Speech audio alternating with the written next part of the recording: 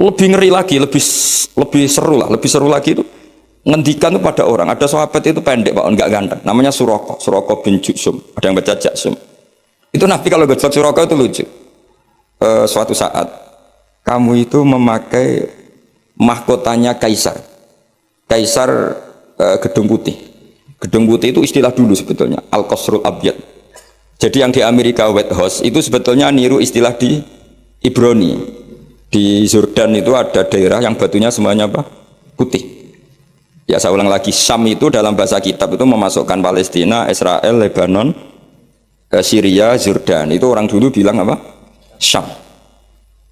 Zaman itu, saya ulang lagi ya, Syam itu dalam genggaman Romawi. Ya makanya kalau Quran bilang Romawi itu bukan Vatikan Italia itu enggak. Pemerintahan Timur Tengah yang dicaplok Romawi.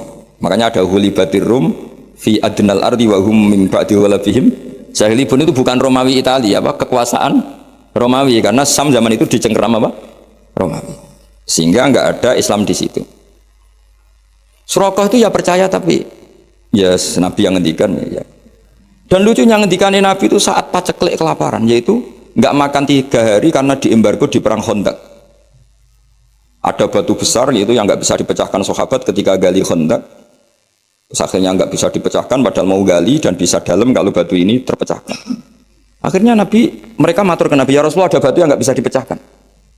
Nabi dengan santainya minta kapak yang dibawa sahabat, coba kapak kamu bawa ke sini. Diambil terus Nabi baca apa nggak tahu terus. Kalau saya tahu kamu tuntut ijazah ikut gitu.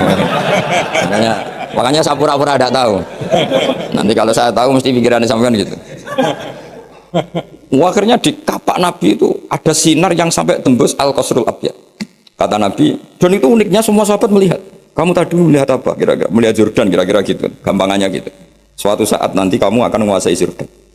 Terus kamu Suraqah yang pakai mahkotanya Raja Jordan, Raja Kaisar. Ya sudahnya gitu saja. Setelah itu Nabi wafat, Abu Bakar mimpin, tidak ada penaklukan itu. Era Umar mimpin, itu Syam itu dikalahkan oleh pasukan Umar. Dikalahkan oleh pasukan Umar itu rajanya kepelayu coro Jawa, mahkotanya itu jatuh. Mahkota dari emas, dari intan, akhirnya dipakai Suraqah. Lah itu dicerita-cerita itu Suraqah disuruh coro mbak-mbak itu suruh catwalk, disuruh jalan-jalan, ditertawa-tawain karena nggak pas dengan wajahnya. Tertawa-tawain. Coba kayak apa Rasulullah ngendikan detail itu, mahkotanya nanti dipakai Suraqah. Padahal itu berapa puluh tahun dari Nabi ngendikan sampai itu menjadi kenyataan. Kayak apa Rasulullah?